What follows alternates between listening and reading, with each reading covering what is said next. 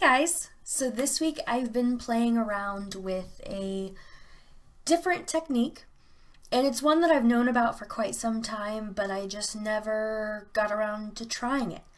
And when I did get around to trying it, I've loved it so much that I have used it on numerous different projects just this week. So to get started, I have some DecoArt media, matte medium. I also have a few different sprays. We have DecoArt Media Mister in Carbon Black, Distress Spray Stain in Walnut Stain, and Adirondack Color Wash in Butterscotch. I also have Strathmore 140-pound watercolor paper, a couple of printouts. This is a vintage photograph that I printed, and this is a quote that I found online, and I typed it up in Word in a font that I liked and printed it out. And then I also have the Artistcellar block series stencils, and these are so much fun to work with.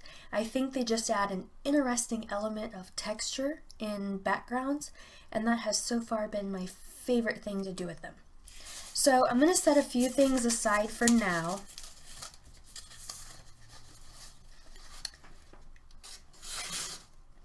And before we get to our computer printouts, I'm just going to have a little bit of fun with the sprays.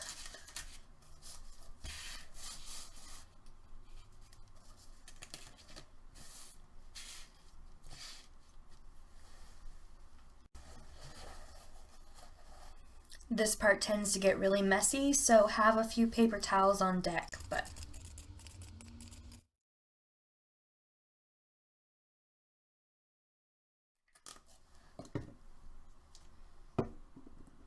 Now I'm using a color combo here that I've used quite a few times in the past, which is the black and butterscotch. It's just, I don't know, something about this color scheme just speaks to me. Now I'm carefully picking up my stencils to preserve some of the ink that's still left on them, and I'm gonna turn them over and use them in other places, like here. And then, so I can continue with my project, I just have a little Tupperware bucket of water next to my desk, and I toss my stencils in there so that they can clean while I still work, nothing dries on them, and then when I get done working, I just take them to the sink and totally wash them off then. And something really cool too, because my paper towel is textured, when I soak up the excess ink, the texture of the paper towel shows through, and I think that's a pretty fun element as well. Alright, I have completely dried the paper, and now I'm ready for additional layers. And for this part, I'm going to grab some white gesso and just brush it on. Since the color wash spray that I used is reactive, I'm going to pick up some of that color when I do this. And so just be aware of that. That will happen.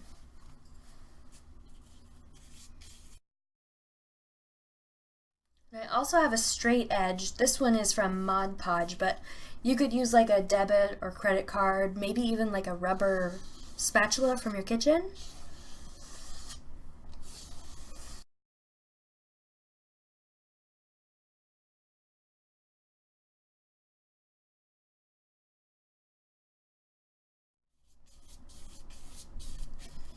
So since the ink still bleeds through the gesso, it has a really cool effect there.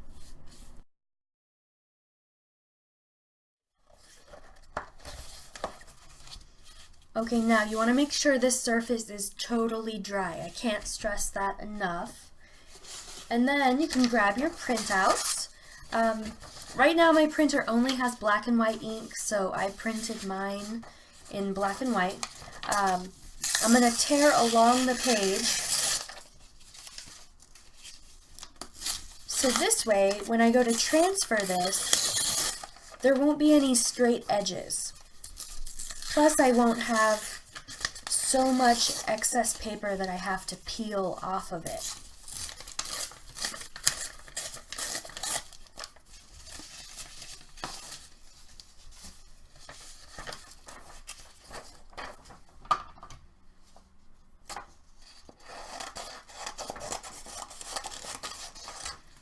And for the lettering, I'm going to go ahead and cut it.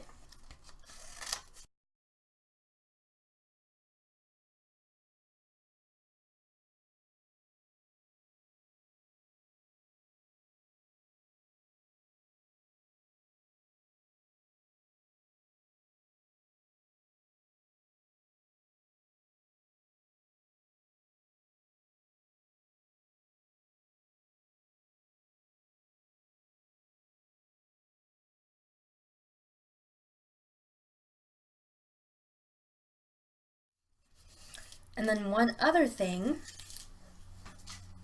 my particular printer is an inkjet printer. And if I use any water-based substances over this, it will run. It's even started to run just a little bit from my fingers. So before I actually use any matte medium to glue these pieces down, I'm going to grab an acrylic matte spray finish.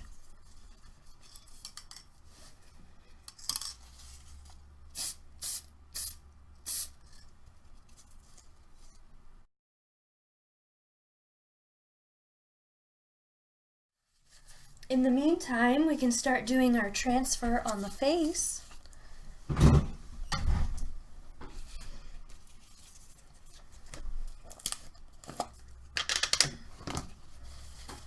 Just grab some matte medium and a clean brush.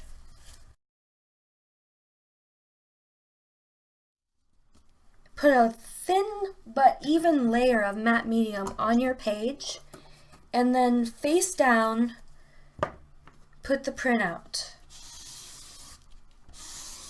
Now, I did not need to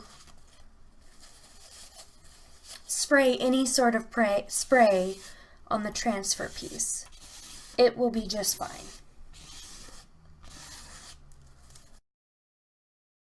All right, now we need to let this dry, and at least for the particular type of matte medium that I use, which is DecoArt Media Matte Medium, it works perfectly fine for me to just dry it with a blow dryer. I'm sure with different brands of matte medium, you will need to get a bit more experimental. You know, it might work a little bit different, but in this particular case, I can just dry it thoroughly with a blow dryer and keep moving. I don't have to wait like overnight or anything like that. All right, this is totally dry. So I have grabbed just a regular kitchen sponge. Mine has been well loved, so it's not very pretty anymore. And I ended up wringing out most of my sponge, but it still has just a bit of water on it. So I'm going to wring that out above the page.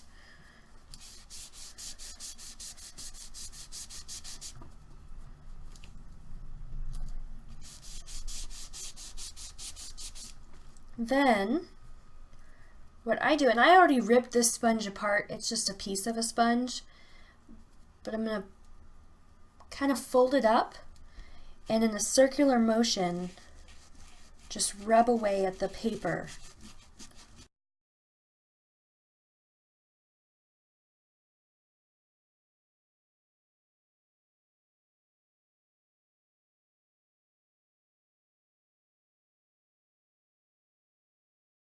Another fun thing that I like to do on these is I leave a little bit of the edge of the paper there, and it ends up looking kind of frayed and grungy, and I just like the effect that it gives. But by all means, if you don't, you can always rub away at those edges and get it totally smooth and clean.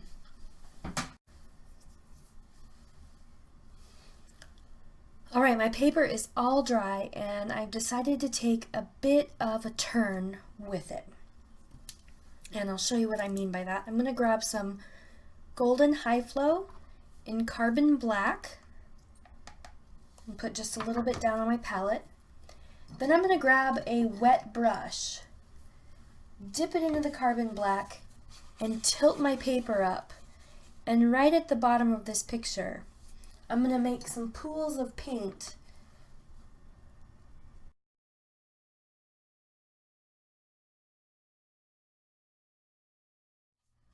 Now another thing I want to do is cover up this portrait part. Grab some more paint and water on my brush and do just a little bit of ink splatters. And with my drips and splatters completely dry, I'm going to grab some Dina Media Heavy Body Acrylic Paint in black. And I like to work with this when I want a little bit more control over my paint than the High Flow gives me. And it also has fantastic pigmentation, so it's a really good acrylic paint to work with. It's a really nice quality.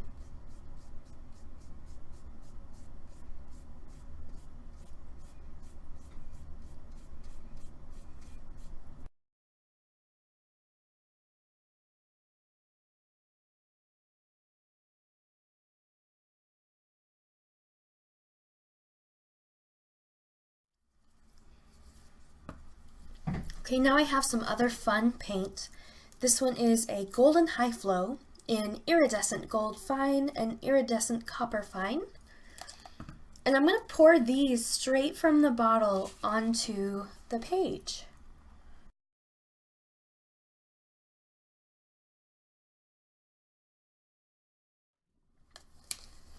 Okay, now with a clean brush and matte medium, I'm going to use the matte medium to collage the lettering pieces down.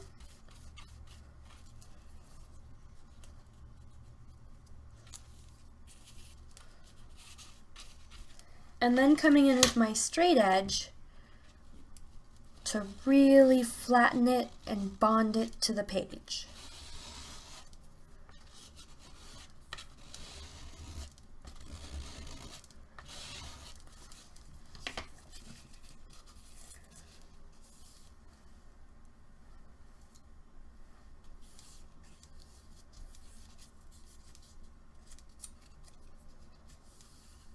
And for this, I use matte medium on the project page behind it, as well as on top of the lettering.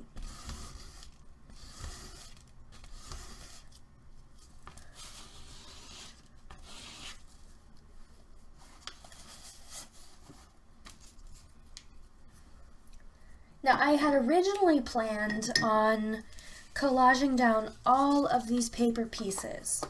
And I decided that for design's sake, I think I want to break it up a little bit. And that's why I ended up, instead of having just the drips here, I put that solid black. Because then I can go in with my Uniball Signo white pen and I can just write in what other phrases I want to add in.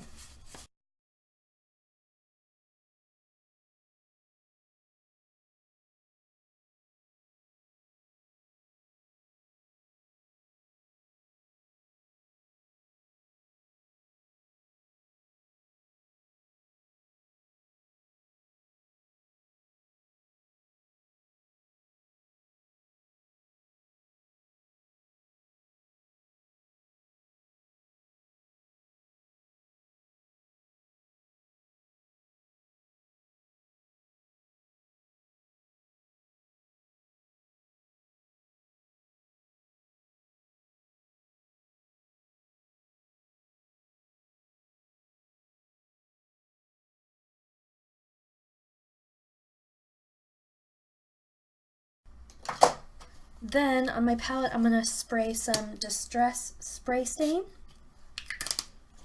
And I'm just going to pick it up with a wet brush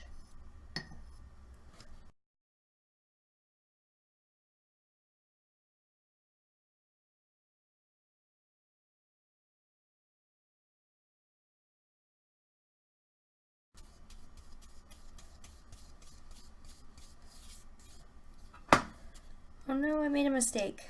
So if you get the places wet where you've written with the Uniball Signo pen, especially if you've just written with it, it will run. So I'm going to have to fix a couple letters down here, but in the meantime I'm going to keep going. I just wanted to point that out real quick.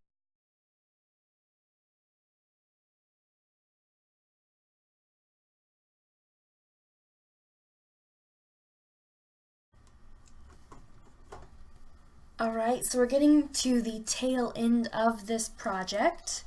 Now I have some Viva Decor Inka Gold, and this is gold.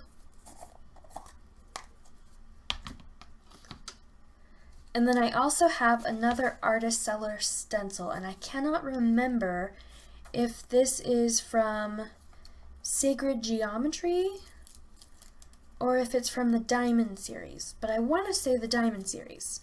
I'll let you know for sure. I'm just going to lay my stencil down and then with my hands grab some of the Inka Gold. And this stuff is almost like a, I don't know, maybe like a lipstick consistency. It's kind of waxy, but it works really well with stencils. Now I'm not going to use the entire stencil in it. I'm just going to use this this little part in the middle for this part.